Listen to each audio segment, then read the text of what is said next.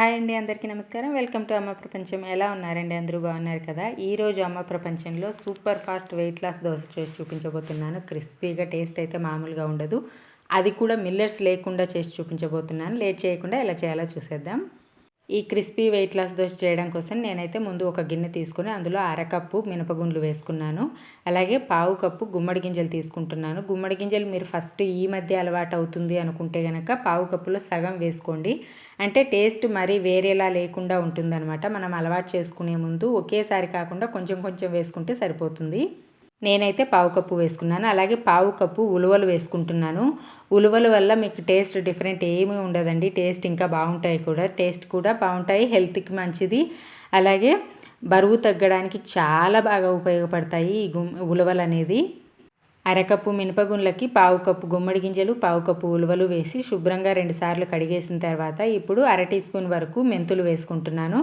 అలాగే 1 cup oats తీసుకుంటున్నాను. నేను ఇక్కడ నార్మల్ ఓట్స్ తీసుకుంటున్నాను. మీరు కావాలంటే రోల్డ్ ఓట్స్ కూడా తీసుకోవచ్చు. ఓట్స్ వేసిన తర్వాత నీళ్లు పోసి మళ్ళీ ఒక్కసారి శుభ్రంగా కడిగేసుకోండి. తెల్లటి పిండిలాగా ఉంటుంది కదా. ఇవి నార్మల్ ఓట్స్ కాబట్టి ఒకసారి కడిగేస్తున్నాను. కడిగిన తర్వాత ఇవి నానడానికి సరిపడా నీళ్లు పోసి మినిమం 5 గంటల పాటు నానబెట్టేసుకోవాలి. ఎందుకంటే ఉలువలు, గుమ్మడి గింజలు కూడా వేసుకున్నాం కాబట్టి 3-4 గంటల్లో అయితే నానవు. మినిమం 5 నుంచి 6 గంటల సేపు నానబెట్టేసుకోవాలి. నేను ఇక్కడ 5 గంటల తర్వాత చూపిస్తున్నానండి. 5 గంటలకి మనకి బాగా నానిపోతాయి.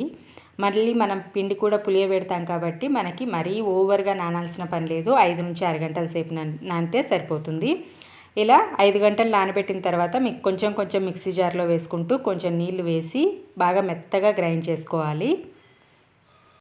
ఇలా వీలైనంత మెత్తగా గ్రైండ్ చేసిన తర్వాత చేత్తోటి పిండినంతా ఒక్కసారి బాగా కలిపేసి మూత పెట్టేసి 8 గంటల పాటు పులియబెట్టేసుకోవాలి. ఇప్పుడు నేను పులిసిన పిండిని చూపిస్తున్నాను. ఇది పచ్చిమిర్చి వేసి పెట్టాను. ఎందుకంటే ఇది ఫ్రిడ్జ్లో పెట్టేశాను ఆల్రెడీ. రాత్రే ఫ్రిడ్జ్లో పెట్టాను. నేను పొద్దున్న 7 గంటలకి పప్పులు నానబెట్టేస్తాను.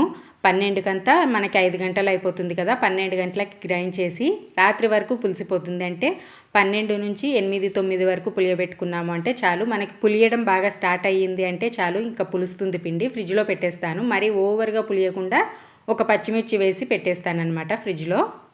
ఒకవేళ రాత్రికి బ్రేక్ఫాస్ట్కి ఇలా దోశ చేసుకోవాలి అనుకుంటే కనుక రాత్రే వేసేసుకోవచ్చు పులిసిన పిండితోనే. అది కూడా ఇలా లేదు అంటే ఫ్రిడ్జ్లో పెట్టేసి ఇలా పొద్దున్న చేసుకోవచ్చు. మనం ఎక్స్ట్రా పిండి ఉందంటే ఒక గిన్నెలో తీసి పక్కన పెట్టేసుకోవాలి. ఆ పిండిలో మనం పచ్చిమిర్చి వేసేటట్లు చూసుకుంటే ఎక్కువ పులియకుండా ఉంటుంది పిండి అనేది.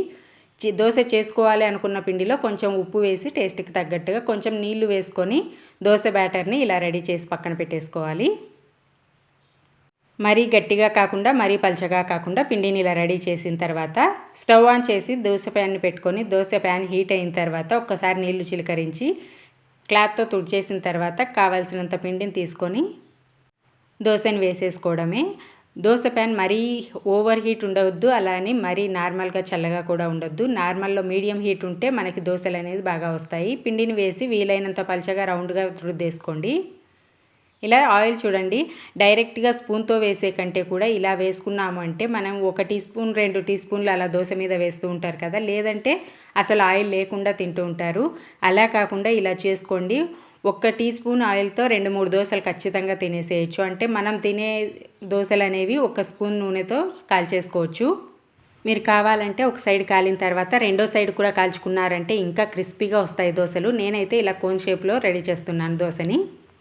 మిల్లెట్స్ లేకుండా హెల్తీగా ఓట్స్ తోటి దోశలు రెడీ అయిపోయాయి. టేస్ట్ అయితే మామూలుగా లేవు. బియ్యంతో వేసుకున్న దోశలన్నా మనకు చల్లారిన తర్వాత సాగినట్లుగా అనిపిస్తాయి. ఇవి అయితే క్రంచీగా చాలా బాగున్నాయి చల్లారినా కూడా. ఓట్స్తో ఇన్స్టెంట్ దోశ కంటే ఇవి చాలా బాగున్నాయి. ట్రై చేసి చూడండి. అలాగే ఇలా చేసుకుంటే కనుక 2-3 రోజులు హెల్తీగా దోశలు తినేసేయచ్చు. ఖచ్చితంగా ట్రై చేయాల్సిన రెసిపీ. ఖచ్చితంగా ట్రై చేయండి. ట్రై చేస్తే ఎలా వచ్చాయో కామెంట్ చేయండి. Thank you.